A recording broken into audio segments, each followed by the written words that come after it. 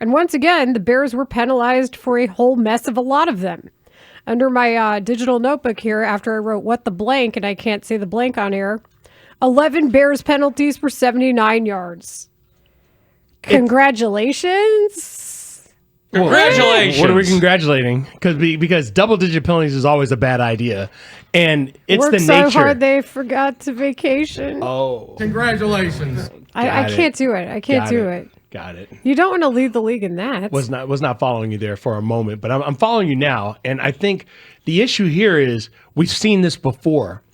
And I thought we've seen it every game. Well, not every game. Not every game. They had a couple of games where the penalties were not a storyline. But they had one where they had no false start. Yeah, but hasn't it been like 3 weeks in a row where Ben hey, just imagine if we get rid of those penalties, how good this team can be. Sounds a lot different after a win, though, doesn't it? Than it does after a loss. It was like a throwaway line at the end of the celebration. No, that's the job. The job is to say we haven't played a complete game yet. We're 4-2, and that was great. And you can say, hey, imagine how good they would be if they didn't give 79 yards to the other team. That's what I was talking about from the beginning about the Vegas win. Like it was a bad win, and there was a lot to be learned from it. And the Bears got better after it because of it. It was not a bad win. It's the NFL. Every win is a win. I'm not going to sit here and say, that we shouldn't celebrate the win. It's hard to get wins, man. Whether it's your own fault, it's the other team's fault.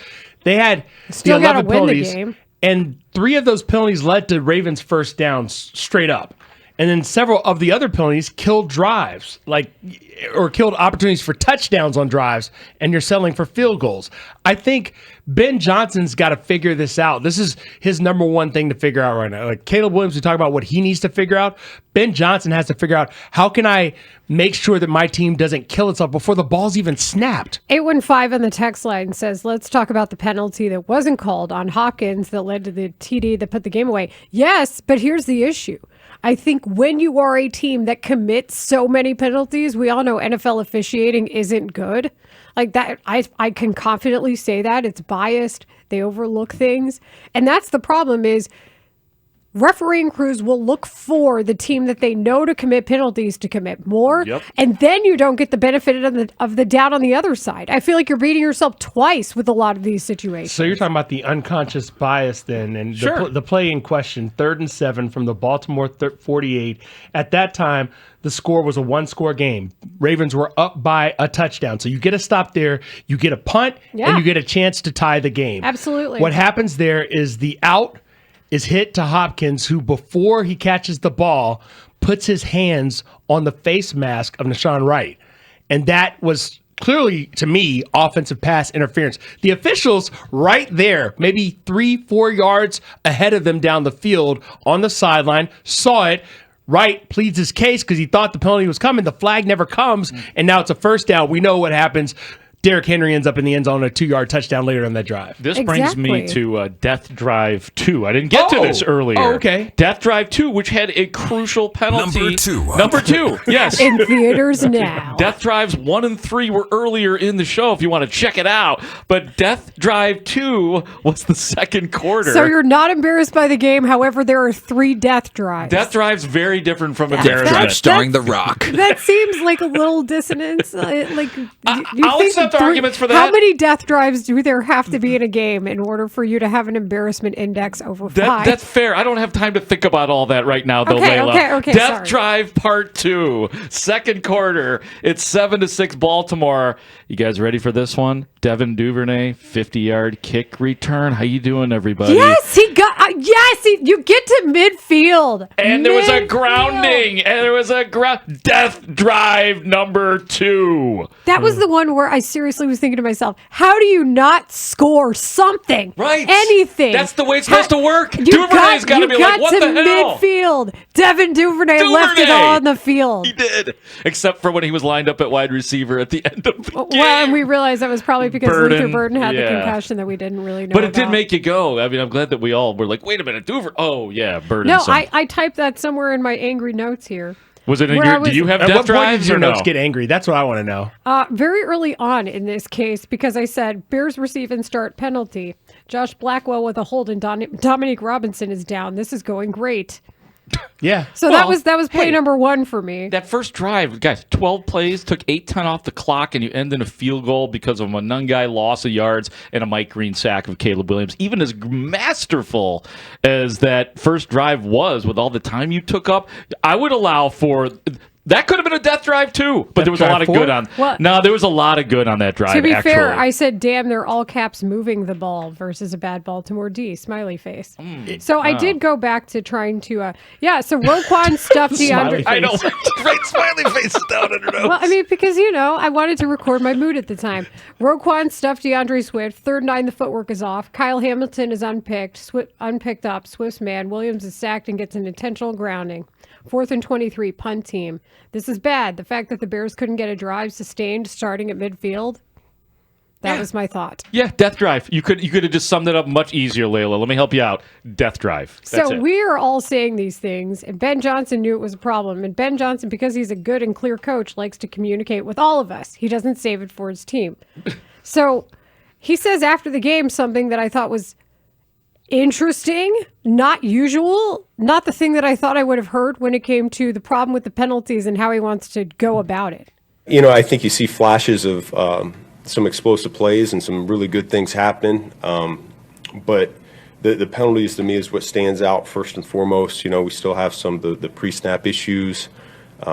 There's occasional not getting lined up quite right. There's occasional not getting the motion quite right. And so that stuff it adds up and it hurts us. We get away with it occasionally, but it's just not the way you win in this league. And so I think, I really put it on the leaders there in that locker room to get this ship going the right direction in that regard. Us coaches, we've been pounding that drum now for a while, and we haven't gotten the results we wanted. So it's on the leaders here on this team to get us right. Okay, so there's two ways I heard this the first time and the second time. The first time I heard him ascribing blame to the players by saying the leaders have to step up. But the second time I heard it, I felt like he was talking leaders, including me, have to get the message across. So you tell me how you heard that.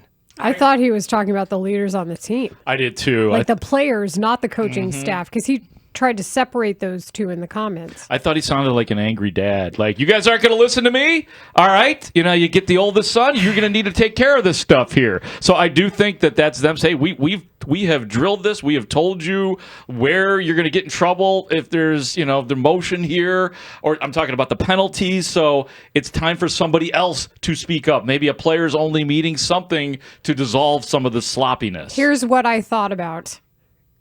Is I'm thinking to myself, well, this was a problem before he got here. And if he thinks this is a player issue, then holy crap. How much of this is just an actual personnel can't execute issue? And that's the scary part to me. There's been some... Like when your personnel just isn't good enough. And the GM's not going anywhere. In part, He's on that LSU Texas A&M plant. Could be saying that. I've done everything I can. You guys need to speak up here. But there's some consistency here in who's committing, especially the pre-snap penalties. You can start with the left tackle, who's been shaky when it comes to penalties.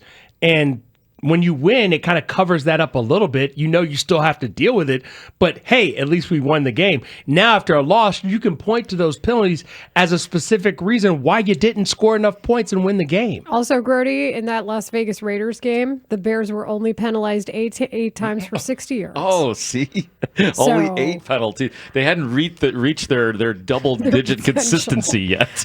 I say that as a joke, but here's the other issue is you decided that Theo Benedict was the best you had out of a 4-man race.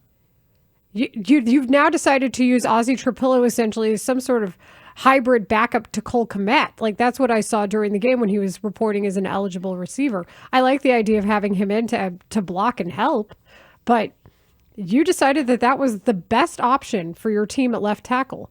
So that, and then you factor in the false start penalties, and that's a lot.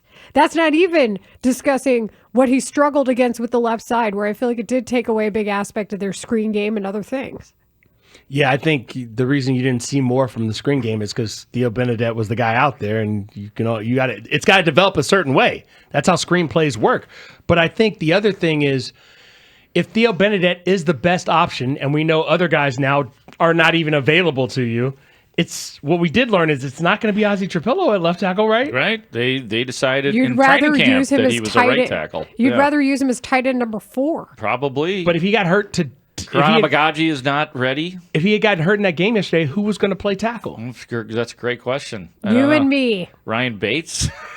he's still on the Nate roster. Davis. Nate Davis. Don't do that. Playing ping pong. I can't deal with that particular thought. The Way Nate too much. Davis. Do the Ravens get the ping pong tables back now? How does that? that's a Where's great the Great pinball question. machine? That's a great Do question. you get the pinball machine back? No, I think they have to wait till they clear another week of practice. The one at a time? The injury reports. They don't have in time to practice. do it right now because they got the Thursday. Yeah, game. Thursday night game. I got a couple texters. Death Drive 9, The Reckoning. Death Drive 2, this time it's mostly personal. Death Drive. Dun, dun, dun, dun, dun, dun, dun, dun, dun, dun, dun, dun, dun. Also, That makes it sound a little too moving and effective. And these death drives are the opposite of that. They don't go anywhere. with Ben That's Johnson true. specifically on the leaders get it together, we know who the captains are, right?